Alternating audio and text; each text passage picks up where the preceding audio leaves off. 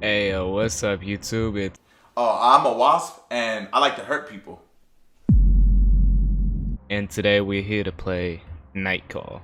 One of my friends honestly just said, check out this game. It's fucking awesome.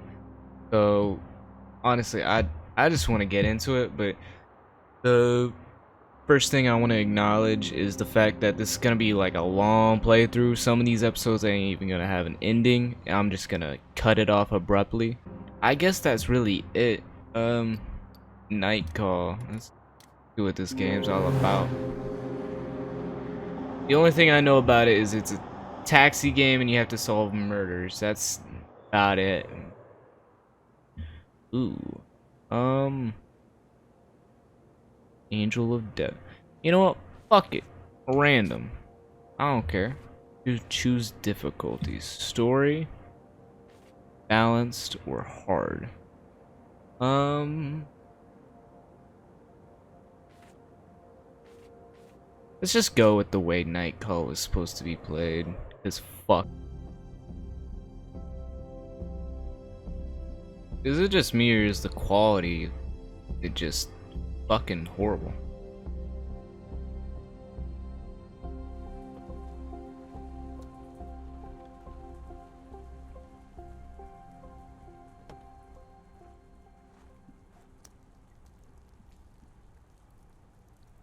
The main protagonist of this anime.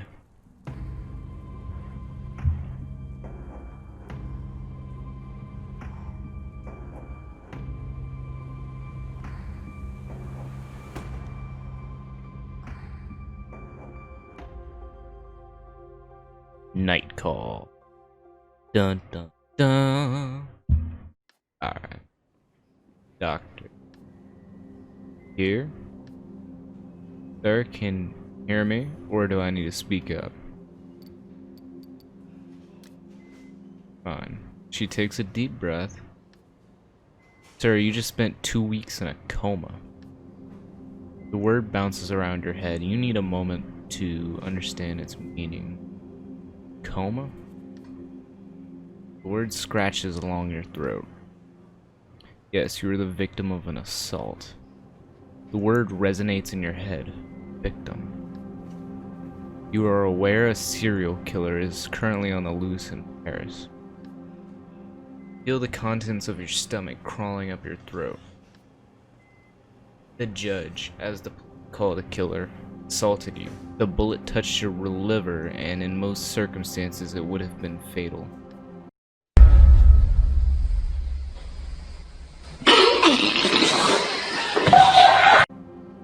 We chose to put you in an induced.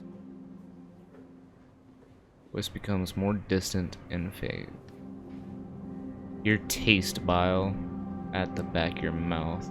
Your head is burning. You hear a whistle in one ear. This game kind of strange. Your fingers move to your wound. Underneath the bandages, you can feel hard skin. It is incredibly painful. I'm sorry. Did they catch the judge? No. Let's just say nothing. Doctor is silent for a second, a very awkward second. She hesitates. The police would like to see you as soon as possible to ask you questions. After all, you're the only one who survived the judge. So are we dealing with like, Judge Dredd or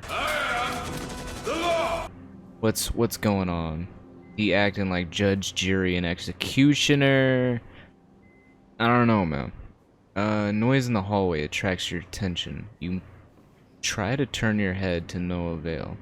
You need to rest. She leaves the room. Her voice resonates in the hallway. I don't care. He's the only witness.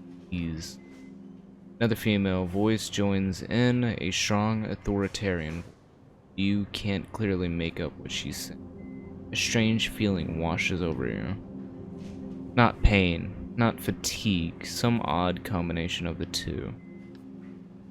Before being in this hospital, you never realized that anger was made up of a combination of pain and exhaustion. Anger, a feeling you know all too well. Days go by and a month later.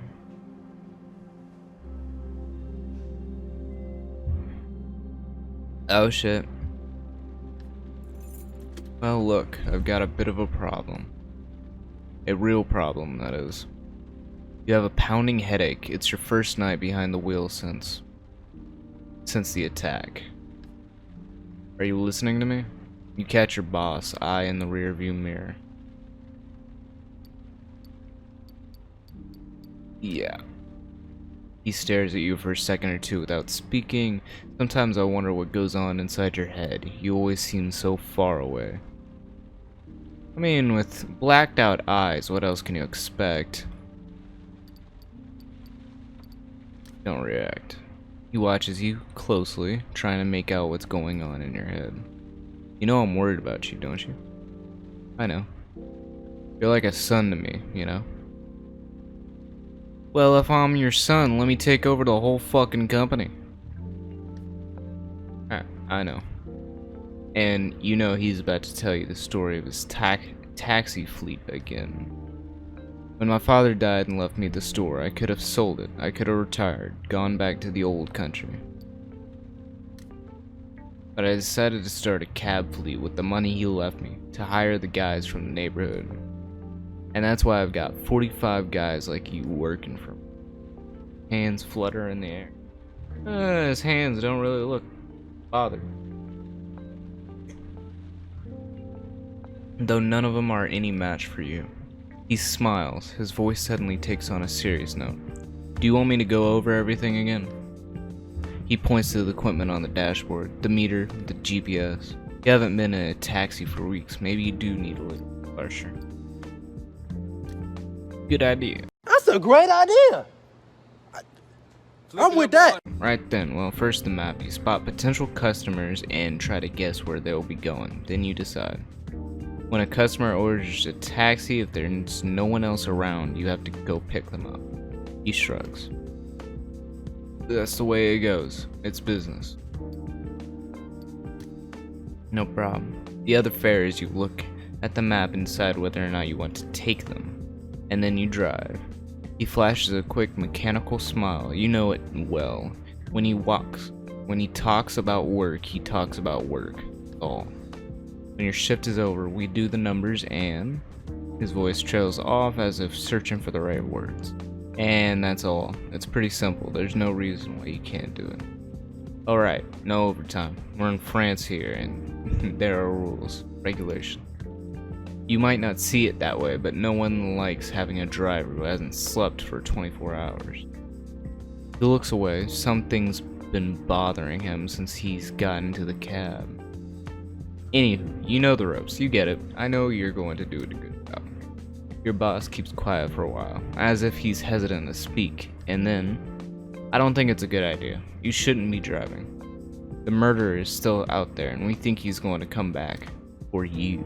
Your oh shit, there was an option.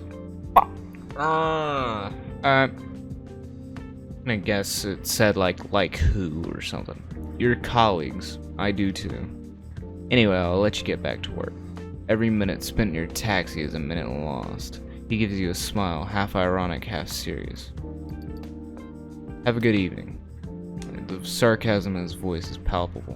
Right, you have a good evening. You'll spend the rest of the night dealing with problems and drivers. You wonder how and when the guy ever gets any sleep. Your boss opens the door and exits the cat. You watch him cross the street and enter the fleet garage. A couple of colleagues are milling about. Taxis are coming and going. They all ignore you, consciously or unconsciously. You are branded. You sit there a moment and then turn the key in. Ignition. The hum of the engine sends a tingle down your spine. It's impossible to describe how you miss that feeling. It's back to the night shift, back to life. Despite the attack, despite it all. Alright. Holy shit, that guy's far away. Let's go to the closest person. This guy. Yeah, that guy. You know what DK stands for? Donkey Kong?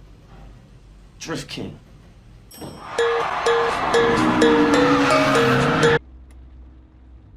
That seems to be a really detoured route. You immediately recognize the next passenger getting your taxi. You never watch television, rarely listen to the radio, you don't read the newspaper, and yet you know Francois de Nere's face.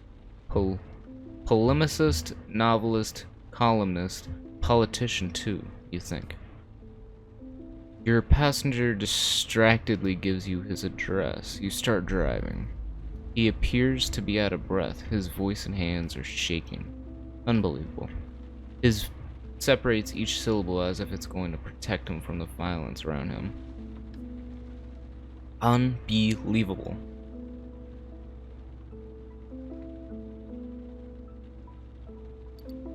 Everything okay? Can you even begin to fathom what a public danger this represents? What? A mere 5 minutes ago, I wanted to cross the street.